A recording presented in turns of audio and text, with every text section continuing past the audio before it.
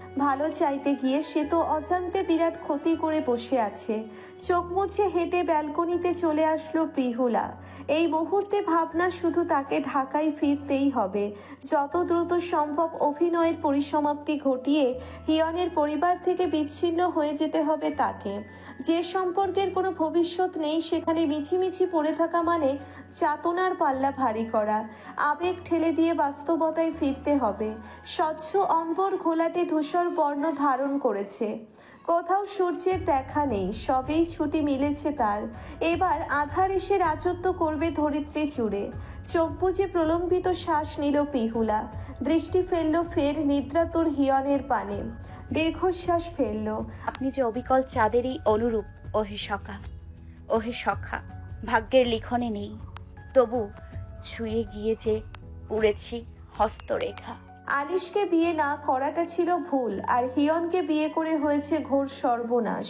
পরিস্থিতি নিজেকেই অনুকূলে নিয়ে আসতে হবে। ডাক্তারের করুণা দয়া নিয়েই না হয় বাকি লড়াইটা হোক। হিয়নের মোবাইলের দিকে দৃষ্টি পড়তেই আচমকা মাথায় আসলো প্রিহুলা তো চাইলেই বাবাকে কল করতে পারে। ভাবনা অনুযায়ী দ্রুত রুমে গিয়ে মোবাইল নিয়ে আসলো সে। পরক্ষণে বাবার নাম্বারে ডায়াল করলো। কয়েকবার বাজতেই রিসিভ হলো। অজানা আশঙ্কায় বক্ষস্থল ধক করে উঠল প্রিহুলার। কম্পিত স্বরে বলল, হ্যালো বাবা। ওপাশ থেকে রেনু বেগমের কণ্ঠস্বর পাওয়া গেল। পিহু কইতাছস? তোর বাপে তো হাত মুখ ধুইতে গেছে। সেই যে সকালে গেল জামাই বাবারে নিয়া, তো আর আসলো না। ঢাকায় চইলা যাওয়ার আগে আসবি না? বিচলিত হয়ে জিজ্ঞেস করলো প্রিহুলা। বাবা কখন ফিরছে মা? আনিস কি তারে আটকাই রাখছিল? আমার অনেক ভয় করতেছে মা। কিসের ভয় আনিস? আটকাইয়া রাখবো কেন? এরা সবই তো তোর বাপে শোধ কইরা দিছে।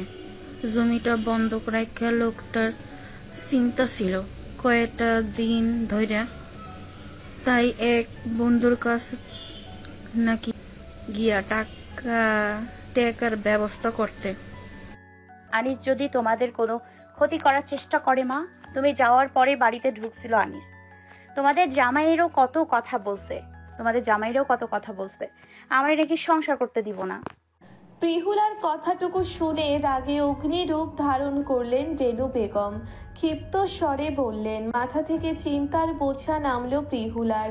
স্বস্তির শ্বাস ফেলে বলল, একটু পর ওনারে নিয়ে আসবো মা, এখন ঘুমাইতেছে উনি। কথা শেষ হতেই মোবাইল নিয়ে রুমে আসলো প্রিহুলা। আড়ামোড়া ভেঙে উঠে বসলো হিয়ন। কিঞ্চিত অপ্রতিভ হলো প্রিহুলা। তাহলে কি এতক্ষণ যাবৎ প্রিহুলার সব কথা শুনে নিয়েছে হিয়ন? হাসার চেষ্টা করে দ্রুত বলল প্রিহুলা। জামাই আপনি কখন উঠলেন? খাট থেকে নেমে জবাব দিল হিয়ন। তুমি বোধহয় ফোনে কথা বলছিলে, শব্দে ঘুম ভাঙলো। সমস্যা নেই, অনেকটা ঘুমিয়েছি এতক্ষণ যাবৎ। তুমি যে এই রুমে ছিলে এটাই অনেক। তার মানে হিয়ন কি সব কথা শুনে নিয়েছে? চিন্তায় কণ্ঠস্থল শুকিয়ে আসলো প্রিহুলার। কোনো রকম তুতলে বলল, আপনি তো যাইতে নিষেধ করলেন, সেই জন্যই আমি ফোনে কথা বলছি মায়ের সাথে। দরজায় ছিটকানি খুলতে খুলতে বলল হিয়ন। বেশ ভালো করেছো। হিয়ন দরজা খুলতেই জামেলা খাতুনের মুখোমুখি হলো।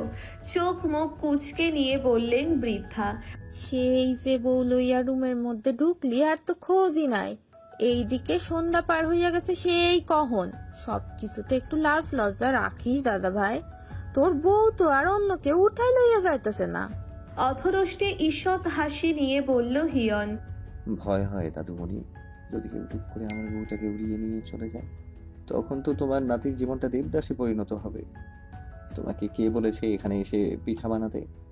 কথাটুকু বলেই শব্দ করে হাসতে হাসতে বেরিয়ে গেল হিয়ন। বোকার মতো চুপচাপ দাঁড়িয়ে রইলেন ঝমেলা খাতুন। এরকম বউ পাগল ছেলে খুব কমই দেখেছেন তিনি। তার মতে বউকে এত আহ্লাদ দিয়ে মাথায় তোলা অনুচিত। হিয়নের শেষের কথাগুলো তরঙ্গের মতো কানে বাজছে প্রিহুলার। কেমন দ্বিধাহীনভাবে লজ্জা ভুলে কথাগুলো বলে গেল লোকটা। জমেলা খাতুন প্রিহুলার পানে তাকাতেই দৃষ্টি নিচু করে নিল প্রিহুলা। অজানা এক কারণে লজ্জায় রক্তিম হয়ে উঠল সে। মুখ বাঁকিয়ে প্রিহুলার উদ্দেশ্যে বললেন জমেলা খাতুন, এই যে স্বামী সোহাগী, সারাক্ষণ ঘরেই থাকবি? ছেলেটা কি খাইবো, তার কি লাগবো তা তো গিয়া দেখবি, নাকি খাম্বার মতো খাড়াই থাকবি? মেঝেতে দৃষ্টি রেখেই যাই বলে কোনো রকম প্রস্থান করল না প্রিহুলা। অন্ধকারে হিয়নের হাতে চলছে মোবাইলের ফ্ল্যাশ লাইট, অপর হাতে প্রিহুলার হাতের আঙ্গুলে আঙ্গুল ভাঁজ করে নিয়ে হাঁটছে হিয়ন, যেন যে কোনো সময় ফুরুত করে পালাবে প্রিহুলা। অসমতল মাটির এবড়ো থেবড়ো রাস্তা পেরিয়ে হাঁটছে দুজন। চারিদিকটা কুয়াশায় আচ্ছন্ন হয়ে আছে, ঠান্ডায় হাত পা জমে যাওয়ার উপক্রম। প্রিহুলাকে নিয়ে এক প্রকার দ্রুত হেঁটে চলে আসলো হিয়ন। পাল্লা দিয়ে হাঁটতে গিয়ে হিমশিম খেতে হয়েছে প্রিহুলার। উঠোনে প্রিহুলাকে দেখে চেঁচিয়ে বেরিয়ে আসলো প্রিহাল। দৌড়ে এসে জড়িয়ে ধরলো প্রিহুলাকে। ঘর থেকে বেরিয়ে আসলেন আরিফ হক। সালাম জানালো হিয়ন। উত্তর নিয়ে কুশলাদি বিনিময় করলেন আরিফ হক। বাবার সঙ্গে টুকটাক কথা বলে রান্নাঘরের দিকে গেল প্রিহুলা। মাটির চুলায় নানা রকম পিঠে পুলির আয়োজন করেছেন রেনু বেগম। সবকিছু দেখে চক্ষু চরক গাছ প্রিহুলার। মুখের কাছে হাত নিয়ে বলল সে, এত সব কিছু কখন করলাম মা? ওষ্ঠ করে হাসি নিয়ে বললেন রেনু বেগম। কাল বিলম্ব না করে হেসেলের সামনে বসলো প্রিহুলা। গরম গরম ধোয়া ওঠা পাটিসাপটা পিঠা নিয়ে কামড় বসালো। মুহূর্তেই মনে হলো অমৃত মুখে পুড়েছে। কতদিন বাদে মায়ের হাতে বানানো পিঠা খেলো। অর্ধেকটা পিঠা শেষ করতেই প্রিহাল এসে জানালো হিয়ন তাকে ডাকছে। বিরক্তিতে কপাল কুঁচকে আসলো প্রিহুলার। এ কেমন আচরণ? লোকে তো বলবে সর্বক্ষণ বউয়ের আঁচল ধরে থাকে সে। পাশ থেকে রেনু বেগম থালা ভর্তি পিঠা নিয়ে বললেন, এই শীতের মধ্যে চুলার কাছেই ভাল লাগতেছে মা, তুমি নিয়ে যাও না, বাকি পিঠা আমি বানাইতাছি। মেয়ের কথা শুনে বাকি কথা বাড়ালেন না রেনু বেগম। উঠে চলে গেলেন পিঠা সমেত থালা নিয়ে। মুখে পিঠা পুড়ে নিয়ে চুলার সম্মুখে গিয়ে বসলো প্রিহুলা। কোমরে ওড়না গুজে নিয়ে পিঠা বানানোতে ব্যস্ত হয়ে পড়ল। ভাপা পিঠা চুলায় হাঁড়িতে দিয়ে ঢেকে দিয়ে গুনগুন করে সুর তুলল। আশপাশ থেকে বাহারি পোকার গুঞ্জন শোনা যাচ্ছে। আচমকা হাতে হ্যাঁচকা টান অনুভব করতেই ভয়ে হকচকিয়ে উঠল প্রিহুলা। চিৎকার করার আগ মুহূর্তে ভালো মতো তাকাতেই দেখল পাশে হিয়ন হাঁটু ভেঙে বসে আছে। দ্রুত নিজেকে সামলে নিল প্রিহুলা। চোখ মুখ ঠিকরে রাগ ঝাড়ছে হিয়নের। বেশ শক্তপোক্তভাবেই প্রিহুলার হাত চেপে ধরেছে সে। হঠাৎ এরূপ আচরণে হতবুদ্ধি হয়ে তাকিয়ে রইল প্রিহুলা। ডাক্তারের কথা অমান্য করার ফলে নিশ্চয়ই রেগে আছেন তিনি। প্রিহুলা কিছু বলার পূর্বেই থমথমে ভরাট স্বরে বলল হিয়ন, তোমাকে কে বলেছে এখানে এসে পিঠা বানাতে? তার উপর মাটির জ্বলন্ত আগুনের সামনে বসে? ডেকেছিলাম তো আমি, যাওনি কেন? শীতের প্রকোপের কারণে কথা বলার সময় হিয়নের মুখ থেকে ধোঁয়া বের হচ্ছিল। ভয়ার্থ প্রিহুলা সেদিকে তাকিয়ে ভাবছে, রাগে বোধহয় লোকটার ভেতরে অগ্নিকাণ্ড ঘটে গেছে। ফলস্বরূপ মুখ দিয়ে ধোঁয়া ছুটছে। হাসার চেষ্টা করে আমতা আমতা করছিল প্রিহুলা, কারণ এই মুহূর্তে জবাব নেই তার কাছে। পেছন থেকে রেনু বেগম বললেন। রেনু বেগমের শব্দ পেতেই আলগোছে প্রিহুলার হাত ছেড়ে দিয়ে উঠে দাঁড়ায় হিয়ন। দ্রুত উঠে চুলার কাছ থেকে সরে আসে প্রিহুলা। রেনু বেগম চুলার কাছে যেতে যেতে বললেন। রেনু বেগমের কথায় বিষম খেল হিয়ন। কোনো দিক থেকে বিচার বিবেচনা করে এই মেয়েকে জ্ঞানের তকমা দিচ্ছে কে জানে। এই বুঝ বলেই তো এইটুকু মেয়েকে বিয়ের পিড়িতে বসিয়ে দিয়েছেন তারা, যার ফল হারে অস্থি মজ্জায় ভোগ করছে হিয়ন। চুলার কাছে থাকা পানির জগ নিয়ে আসলো প্রিহুলা। হিয়নের দিকে বাড়িয়ে দিয়ে বিচলিত স্বরে বলল, ঠিক আছেন আপনি? কণ্ঠে ঈষৎ রাগ নিয়ে বললেন রেনু বেগম। নিজেকে ধাতস্থ করে নিয়ে বলল হিয়ন, সমস্যা নেই, আমি ঠিক আছি। একটা কথা আপনি ঠিকই বলেছেন আন্টি, প্রিহুলা খুবই জ্ঞান সম্পন্ন একটা মেয়ে। এই যুগে এত জ্ঞানী সচরাচর পাওয়া যায় না। তির্যক দৃষ্টি ফেলে হিয়নের দিকে তাকিয়ে আছে প্রিহুলা। জ্বলন্ত অগ্নিশিখার আলোয় কমলা রঙের হয়ে আছে হিয়নের মুখখানি। দৃষ্টি নিবদ্ধ কিশোরীর পানে। হিয়ন ঠিক কিসের ইঙ্গিত দিচ্ছে তা আর বুঝতে বাকি নেই ছোট্ট প্রিহুলার। কৌশলে লোকটা তাকে অপমান করছে। যদি এই অভিনয়টুকু ধরে না রাখত তবে নিজের জ্ঞান সম্পর্কে ঠিকই ডাক্তারকে বুঝিয়ে দিত প্রিহুলা। পকেটে হাত পুড়ে নিয়ে ঘরের দিকে এগিয়ে গেল হিয়ন। প্রিহুলা নাকের পাটা ফুলিয়ে ঠায় দাঁড়িয়ে রইল। কিছু দূর গিয়েও ঘুরে তাকালো হিয়ন। ভ্রু কুচকে ফের এগিয়ে এসে প্রিহুলার হাত ধরে বলল, এখানে কেন দাঁড়িয়ে আছো? পিঠা বানাবার জন্য? ঘরে এসো আমার সঙ্গে, বাইরে যেই ঠান্ডা, অসুস্থ হয়ে যাবে। কথাটুকু বলেই প্রিহুলার হাত ধরে ঘরের দিকে গেল হিয়ন। কোনো রকম রা করল না ছোট্ট কিশোরী। বাধ্য মেয়ের মতো তার রুষ্ট পুরুষকে অনুসরণ করলো। প্রিহাল খাটের কোনায় বসে পিঠে খাচ্ছে আয়েশ করে।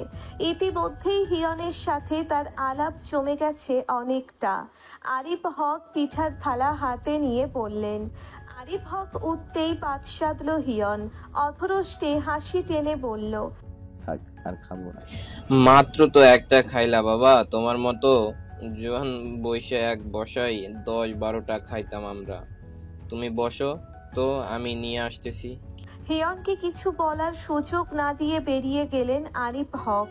বোকার মতো হতবুদ্ধি হয়ে কেবল তাকিয়ে রইল হিয়ন। মিষ্টি জাতীয় খাবার খুব একটা পছন্দ নয় তার। একটাই তার জন্য যথেষ্ট ছিল। শুকনো ঢোক গিলে নিয়ে পাশে থাকা প্রিহুলার পানে তাকিয়ে বলল, একটাই এনাফ আমার জন্য। আঙ্কেলকে গিয়ে বলো আর দরকার নেই, ওভারলোড হয়ে যাবে, পরবর্তীতে হজমে ব্যাঘাত ঘটবে। হিয়নের কথা শুনে ভিতরে মিটিমিটি হাসল প্রিহুলা। এইবার ডাক্তারকে ভালোই জব্দ করা যাবে। প্রতিশোধ নেওয়ার লোভটুকু দমিয়ে দিতে পারল না প্রিহুলা। ঠোঁট উল্টে নিয়ে বলল, আমি নিজেই তো চোর, 5টা খাইয়া ফেলি, আর আপনি মাত্র একটা পিঠাই খাইবেন? আরে লজ্জা পাওয়ার কিছু নাই, যত খুশি খান তো আপনি। পাশ থেকে প্রিহাল বলল, সব মিথ্যা কথা। প্রিহুলা পু তো 2টার বেশি খাইতেই পারে না। চোখ ছোট ছোট করে প্রিহুলার পানে তাকালো হিয়ন। মনে হচ্ছে তাকে ইচ্ছেকৃত বাজেয়াপ্ত করতে এসব বলছে সে। ঘটে সুবুদ্ধি না থাকলেই কি পেটে পেটে দুষ্টু বুদ্ধিতে ভরা। আরিফ হক ততক্ষণে থালাভর্তি পিঠা নিয়ে হাজির হলেন। হাসার চেষ্টা করলো হিয়ন। কপাল বেয়ে ঘাম ছুটে গেল তার। এই পরিস্থিতি থেকে কি করে নিস্তার মিলবে এখন? হাতে পিঠে তুলে দিলেন আরিফ হক। তাতে কামড় বসিয়ে প্রিহুলার পানে চাইল হিয়ন। চোখ মুখ শক্ত করে চিবাতে লাগলো। সেদিকে ভ্রুক্ষেপ করলো না প্রিহুলা। থালা টেনে নিয়ে হিয়নের সম্মুখে রেখে বলল, কত পিঠা, হাতেটা তাড়াতাড়ি শেষ করেন তো। কিঞ্চিত হাসি ফিরিয়ে দিয়ে পুনরায় চিবুতে লাগলো হিয়ন। মুখ টিপে হাসলো প্রিহুলা। আরিফ হক গল্প জুড়লেন। সব কথার উত্তর দিতে পারছেন না হিয়ন। মনে হচ্ছে পিঠা বোধহয় গলায় আটকে এক্ষুনি মারা পড়বে সে। পরক্ষণে পাশ থেকে পানি নিয়ে ঢকঢক করে খেয়ে নিল। বহু কষ্টে 2টা পিঠা সে শেষ করেছে।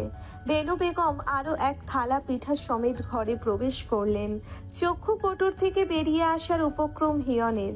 এরা কি তাকে মারার ফোন দিয়ে আসছে? একটা মানুষ কি করে 10-12টা পিঠা খেতে পারে ভাবনাতে আসে না হিয়নের।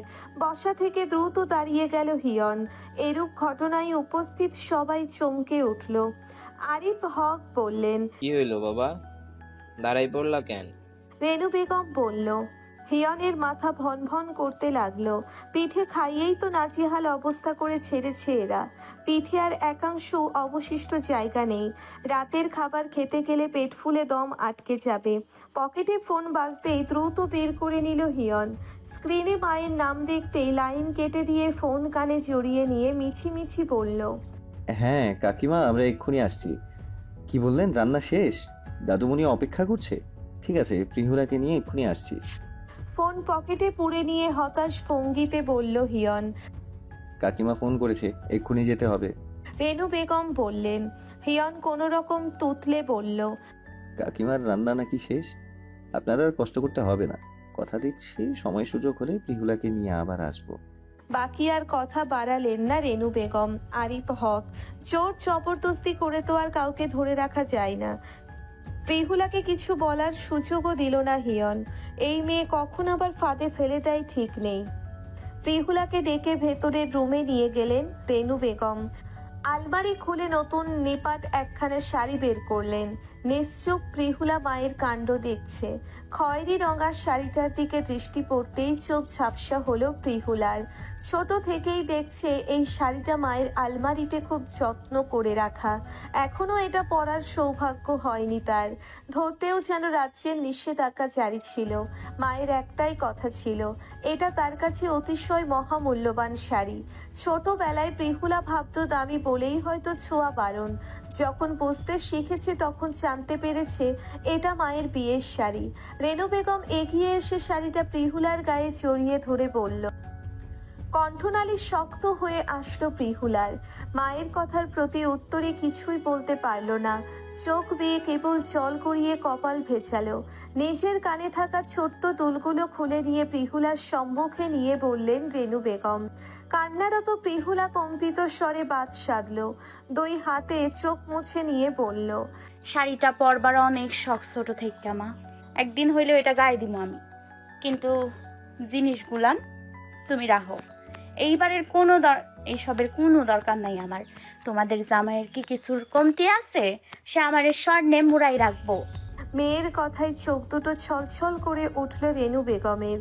এরকম ঘরে মেয়ের বিয়ে হবে এটা তাদের কল্পনাতীত ছিল। ভাঙা স্বরে বললেন রেনু বেগম, তোমার শাড়ি খান তো নিতেছি মা। আমি যদি এসএসসিতে ভালো ফলাফল করি তখন এইগুলান দিও, এখন জোর কইরো না। মেয়ের নাছুর বান্দার মতো কথা শুনে পাল্টা আর কিছু বললেন না রেনু বেগম। চোখ মুছে মেয়ের মাথায় হাত বুলিয়ে বললেন। মাকে জড়িয়ে ধরে ফুপিয়ে কেঁদে উঠল ছোট্ট কিশোরী। তার এইটুকু জীবটা যে কতটা নাটকীয় সেটা বোঝার সাধ্য কারও নেই। তবে মায়ের এই খুশিটুকু তাকে দুঃখের মাঝেও ভালো লাগার পরশ দিচ্ছে। কখনো কখনো নিজের চারিপাশের মানুষগুলোকে ভালো রাখতে অনেক কিছুই বিসর্জন দিতে হয়। চমেলা খাতুনের আদেশে নানান পদ রান্না করলেন রাশিদা বেগম। সেই সন্ধ্যা থেকে রান্নার তোড়জোড় শুরু করেছে সে। ছেলের বউকে বারংবার বলে দিয়েছেন রান্নায় যেন কোনো ত্রুটি বা কমতি না থাকে। তার নাতি তো আর সবসময় এখানে এসে পড়ে থাকে না। যত্ন আত্মীর কমতি রাখা যাবে না কোনো মতেই। বাড়ি ফিরে প্রিহুলাকে নিয়ে দাদুমণির রুমে গেল হিয়ন। হিয়নদের উপস্থিতি পেতেই পানের কৌটা থেকে পান নিয়ে মুখে পুরে বললেন বৃদ্ধা, সেই সন্ধ্যায় যে এক নজর চেহারার ঝলক খান দেখালিয়া এত খোঁজই নাই। খানিকটা মাথা চুলকে নিয়ে বলল হিয়ন, এই যে তোমার বাধ্য নাতি আবার ফিরে আসলো। এই বাড়ি ছাড়া আর কোথায় যাবে বলো? খাওয়ার চক্করে একটু দেরি হয়ে গিয়েছিল। রাশিদা বেগম হাস্য উজ্জ্বল মুখ নিয়ে এগিয়ে এসে বললেন, শ্বশুরবাড়ির খাবার খেয়ে পেট একেবারে ভর্তি করে এসেছো নাকি হিয়ন? পানির পিক ফেলে রক্তিম ওষ্ঠচোরা নিয়ে মুখ বাঁকিয়ে বললেন চমেলা খাতুন, আমার নাতিরে আপ্যায়ন করার সাধ্য আছে নাকি তাগো? কি নাকি খাওয়াইছে কে জানে। আমি আগে থেকেই সব খাওয়ার বন্দোবস্ত করে রাখছি দাদা ভাই, তুই কোনো চিন্তা করিস না। যা হাত মুখ ধুয়ে আয়। দাদির কথা শুনে মাথা নিচু করে দাঁড়িয়ে আছে প্রিহুলা। কথাগুলো তার একটুও ভালো লাগেনি, বরং ছোট্ট মনে আঘাত করলো। ঈষৎ হাসি ফিরিয়ে দিয়ে বলল হিয়ন, যা খাইয়েছে একেবারে যথেষ্ট দাদুমণি। আজকে রাতে চাইলেও জোরপূর্বক কিছু খেতে পারবো না। কথাটুকু বলে প্রস্থান করলো হিয়ন। রাশিদা বেগম এগিয়ে আসলেন প্রিহুলার সম্মুখে। হাতে থাকা শাড়িটা নিয়ে বললেন, বাহ, সুন্দর শাড়ি তো, মা দিয়েছে? মাথা নাড়িয়ে হ্যাঁ বোধক বলল প্রিহুলা। হাসি মুখে বলল রাশিদা, আসো আমি পরাই দিই। প্রিহুলাকে নিয়ে চলে গেল রাশিদা। সেদিকে তাকিয়ে মুখ পাকালেন চমেলা খাতুন। নাতি তার মুখের উপর কেমন জবাব দিয়ে চলে গেল। এই মেয়ে তো পুরোপুরি বশ করে নিয়েছে তার সোনার টুকরো নাতিকে। কথাগুলো ভাবতেই কপালে হাত রেখে দীর্ঘশ্বাস ফেললেন বৃদ্ধা। বিছানায় শুয়ে মায়ের সঙ্গে ফোনালাপে ব্যস্ত হলো হিয়ন। চিন্তায় একেবারে অস্থির হয়ে আছেন লাইলা খাতুন। তবে ছেলের থেকে সমস্ত কিছু শুনে চিন্তা কমে এসেছে তার। ভাগ্যের সময় মতো সবকিছু সামাল দিয়েছিল হিয়ন, নয়তো পরিস্থিতি কোথায় যেত কে জানে।